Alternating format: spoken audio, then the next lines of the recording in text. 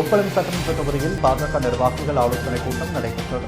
இதில் நடைபெறவிருந்த உள்ளாட்சித் தேர்தலை எதிர்கொள்வது சம்பந்தமாக ஆலோசிக்கப்பட்டது.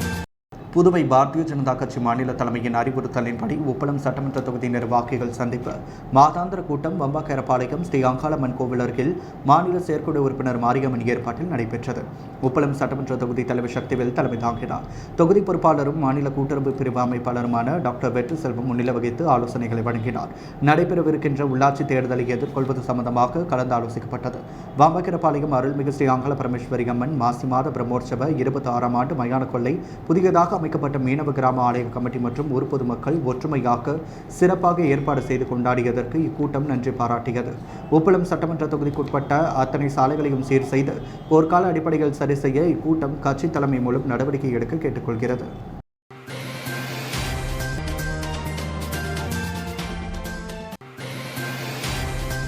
கோட்டக்குப்பம் நகராட்சியில் உள்ள கடற்கரை பகுதியில் நடைபயிற்சி பாதையில் பொதுமக்கள் பயன்பாட்டிற்காக நகரமன்ற தலைவர் ஜெயமூர்த்தி துவக்கி வைத்தார்.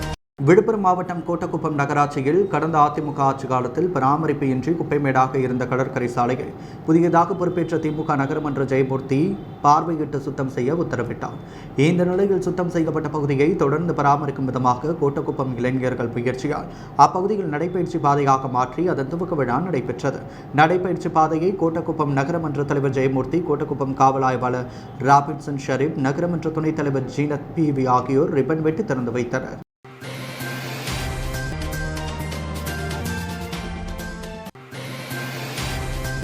பங்குனி உத்தர திருவிழாவையொட்டி பெரிய காலாப்பட்டு பாலமுருகன் கோவிலில் பக்தர்கள் அலகு குத்தி வாகனங்களை இழுத்து நேர்த்திக்கடன் செலுத்தினர். புதுச்சேரி அடுத்த பெரிய காலாப்பட்டு பாலமுருகன் கோவிலில் 50வது ஆண்டு பங்குனி உத்தர பெருவிழா கடந்த 8ஆம் தேதி துவங்கியது. தொடர்ந்து 17ஆம் தேதி வரை சுவாமிக்கு தினமும் அபிஷேக ஆராதனைகள் நடைபெற்றது. முக்கிய நிகழ்ச்சியான செடல் உற்சவம் நேற்று காலை 7 மணிக்கு நடைபெற்றது. புதுவையில் பல்வேறு பகுதிகளை சார்ந்த பக்தர்கள் அலகு குத்தி, கிரேன், பொக்லைன், நெல் அறுவடை உள்ளிட்டவைகளை துவங்கியபடி பாய்ந்தனர். மேலும் கார், டிப்பர், லாரி, வேன் உள்ளிட்டவற்றை அலகு குத்தி இழுத்து நேர்த்திக்கடன் செலுத்தினர். தொடர்ந்து மதியம் 12 மணிக்கு பாற்சாலை பார்த்து நிகழ்ச்சி, மாலை 4:30 மணிக்கு தேர் உற்சவம் நடைபெற்றது. பல்வேறு பகுதிகளைச் சேர்ந்த பக்தர்கள் சுவாமி தரிசனம் செய்தனர்.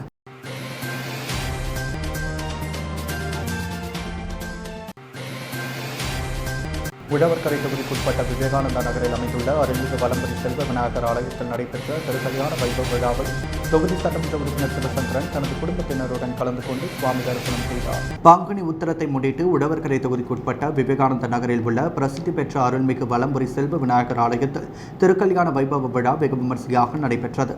ஸ்ரீ முருகப்பெருமானுக்கும் வள்ளி தேவசேனா சுவாமிக்கும் காலை சிறப்பு அபிஷேகம் செய்யப்பட்டு சீர்வரிசை புறப்பாடு நடைபெற்றது. அதைத் தொடர்ந்து திருமண வைபவம் வெகு விமர்சையாக நடைபெற்றது. இதில் சிறப்பு அழைப்பாளராக தொகுதி சட்டமன்ற உறுப்பினர் சிவசங்கரன் தனது குடும்பத்துடன் கலந்து கொண்டு சுவாமி தரிசனம் செய்தார்.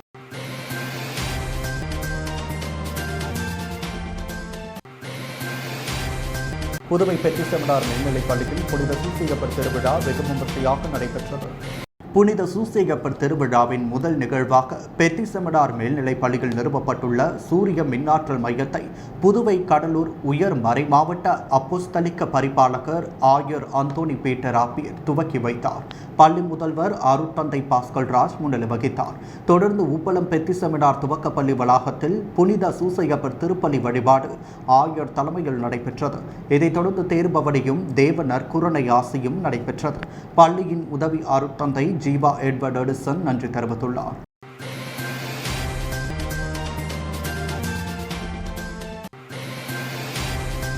புதுவையில் நடைபெற்ற தண்ணீர் திருவிழாவில் பள்ளி மாணவ மாணவிகள் கலந்து கொண்டு வண்ணாங்குளத்தில் தண்ணீரை ஊற்றி குளத்தை எடுத்துச் சென்றனர். பிரசிடென்சி மேல்நிலைப் பள்ளி மற்றும் வண்ணான்குளம் பாதுகாப்பு சங்கம் சார்பில் தண்ணீர் திருவிழா மற்றும் நீர்க்குடம் பயணம் நடைபெற்றது.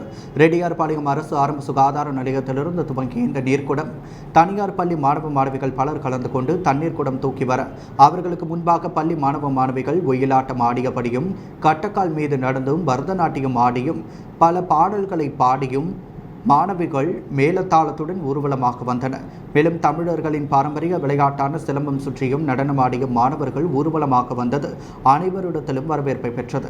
இதில் தொகுதி சட்டமன்ற உறுப்பினர் சிவசங்கரன், மாவட்ட ஆட்சியர் வல்லவன், வண்ணான்குளம் பாதுகாப்பு சங்க தலைவர் செல்வம், உழவர்கரை நகராட்சி ஆணையர் சுரேஷ் ராஜ் உள்ளிட்ட பலர் கலந்து கொண்டனர்.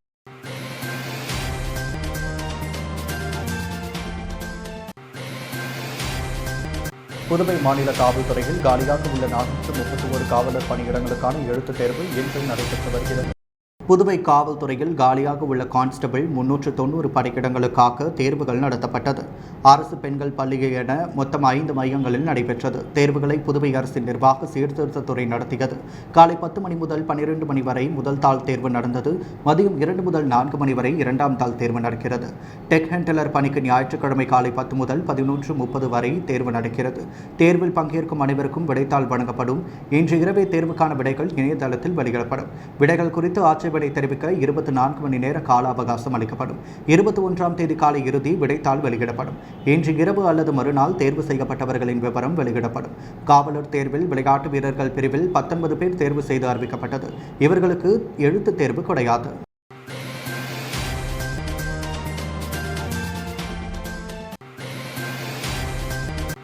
முத்திகால்பேட்டையில் உள்ள வருமான வரித்துறை அலுவலகத்தில் வருமான வரித்துறை ஊழியர்கள் சம்மேளன புதுச்சேரிகளை சார்பில் 14 அம்ச கோரிக்கைகளை முன்வைத்து வரும் 28ஆம் தேதி மற்றும் 29ஆம் தேதி வேலைநிறுத்தம் நடைபெற உள்ள நிலையில் இதற்கான ஆயத்த கூட்டம் நடைபெற்றது.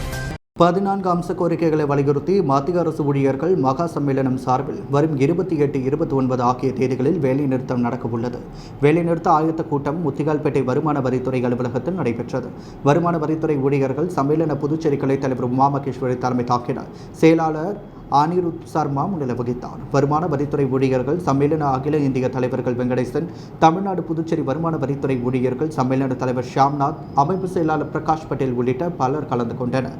அகில இந்திய அளவில் நடக்கும் வேலைநிறுத்த போராட்டத்தின் முக்கிய கோரிக்கைகள் குறித்து விளக்கம் அளிக்கப்பட்டது.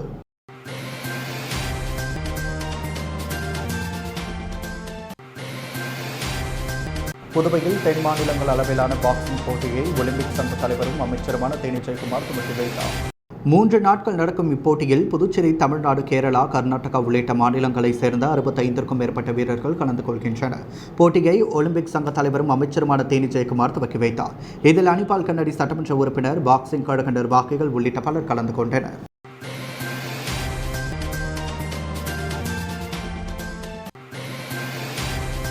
பங்குனி உத்தரத்தை முன்னிட்டு லாஸ்பேட்டை சிவசுப்பிரமணிய சுவாமி ஆலயத்தில் நடைபெற்ற திருக்கல்யாண உற்சவத்தில் கவர்னர் தமிழிசை சவுந்தரராஜன், அமைச்சர் நமச்சிவாயம் உள்ளிட்ட திரளான பக்தர்கள் கலந்து கொண்டு சுவாமி தரிசனம் செய்தனர். தமிழ் கடவுளான முருகப்பெருமானுக்கு பங்குனி உத்தரத்தை முன்னிட்டு புதுவை மாநிலம் முழுவதும் உள்ள முருகன் கோவில்களில் சிறப்பு பூஜைகள் நடைபெற்றது. அதன் ஒரு பகுதியாக லாஸ்பேட்டை, புதுப்பேட்டை பகுதியில் உள்ள சிவசுப்பிரமணிய சுவாமி ஆலயத்தில் பங்குனி உத்தரத்தை முன்னிட்டு திருக்கல்யாண வைபவம் வெகு விமரிசையாக நடைபெற்றது. இதில் கவர்னர் தமிழிசை சவுந்தரராஜன், உள்துறை அமைச்சர் நமச்சிவாயம் உள்ளிட்ட திரளான பக்தர்கள் கலந்து கொண்டு சுவாமி தரிசனம் செய்தனர்.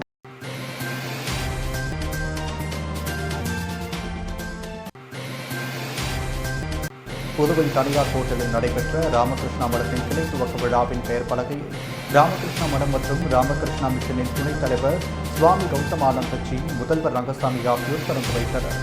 புதுவை ராமகிருஷ்ண மடத்தின் பொறுப்பாளர் சுவாமி ஆத்மகநாதன்ஜி அறிமுக உரை நிகழ்த்தினார். புதுவை ராமகிருஷ்ண சேவா சங்கத்தின் துணைத் தலைவர் கணேசன் வரவேற்றார். தொடர்ந்து ராமகிருஷ்ண சேவா சங்கம் சார்பில் சுவாமி கௌதமானந்தஜிக்கு மாலை அணிவித்து மரியாதை செலுத்தப்பட்டது. முதல்வர் ரங்கசாமி இதுகுறித்து கூறுகையில், ராமகிருஷ்ண மடத்தின் புதுச்சேரி கிளை துவக்க விழாவில் பங்கேற்பது மகிழ்ச்சியாக உள்ளதெனவும், கிருஷ்ண மடம் பங்களுக்கு தேய்ந்து வரும் சேவைகளை பார்க்கும் பொழுது விழாவில் பங்கேற்பது பெருமையாகவும் உள்ளது. ராமகிருஷ்ண மடத்தின் படித்தவர்கள் தற்பொழுது நல்ல நிலையில் உள்ளனர். காரணம், மடத்தில் கல்வி அறிவு பெறும் பொழுது சிறு வயதிலேயே ஒழுக்க நெறிமுறைகள் ஏற்படுவதால் வாழ்க்கை நல்லபடியாக அமைகிறது. இந்த மடத்தின் கிளை ஒன்று புதுச்சேரியில் அமைவது மகிழ்ச்சி அளிக்கிறது. புதுவையில் 100% சிறந்த கல்வி அளிக்கும் மாநிலமாக உள்ளது. மடத்தின் மூலம் கல்வி அறிவு கிடைக்கும் பொழுது இளைஞர்களுக்கு வேலை வாய்ப்புகள் அதிகரிக்கும்.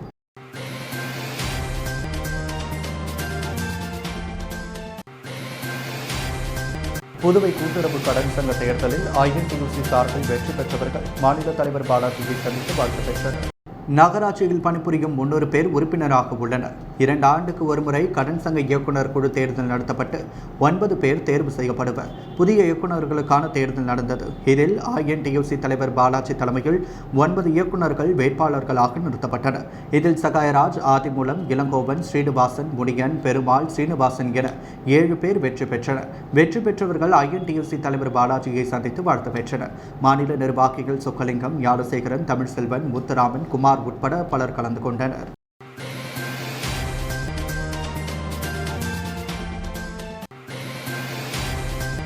தமிழ்நாடு புதுவை தகவல் தொழில்நுட்ப சங்கங்களின் கூட்டமைப்பு சார்பில் நடைபெற்ற மாநாட்டில் புதுவை துணைநிலை ஆளுநர் தமிழிசை சவுந்தரராஜன் கலந்து கொண்டு சிறப்புரையாற்றினார். தமிழ்நாடு புதுவை தகவல் தொழில்நுட்ப சங்கங்களின் கூட்டமைப்பு சார்பில் புதுச்சேரி ஓஷன் ஸ்பிரே பீச் ரிசார்ட்டில் நடைபெற்ற தகவல் தொழில்நுட்ப மாநாடு 2022 நடைபெற்றது. இதில் சிறப்பு விருந்தினராக துணைநிலை ஆளுநர் தமிழிசை சவுந்தரராஜன் கலந்து கொண்டு மாநாட்டை துவக்கி வைத்தார். மேலும் இந்த மாநாட்டில் ட்ரீம் தமிழ்நாடு அமைப்பின் அமைப்பாளர் மற்றும் தலைமை நிர்வாக அதிகாரி சுரேஷ் சம்பந்தன் விழாவில் கலந்து கொண்டார்.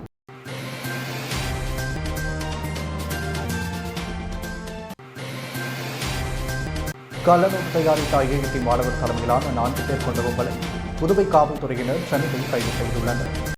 கள்ளநோட்டு தயாரித்த வழக்கில் என்ஆர் காங்கிரஸ் பிரமுகர் கமல், சென்னை பிரதீப் ஆகியோர் 5 நாள் காவலில் எடுத்து விசாரித்தனர். அப்பொழுது இருவரும் அளித்த வாக்குமூலத்தின்படி செங்கல்பட்டு மாமண்டூர் ரகுபதி, ராயபுரம் நாகூர் மீராமன், தமிழ் அன்சாரி, பழைய வண்ணாரப்பேட்டை சரண் ஆகிய 4வரை இன்ஸ்பெக்டர்கள் பாபுஜி தலைமையிலான போலீசார் நேற்று கைது செய்தனர். 4வரும் எண்ணூரில் உள்ள ரகுபதி வீட்டில் கள்ளநோட்டு தயாரிக்கும் பொழுது சிக்கினர்.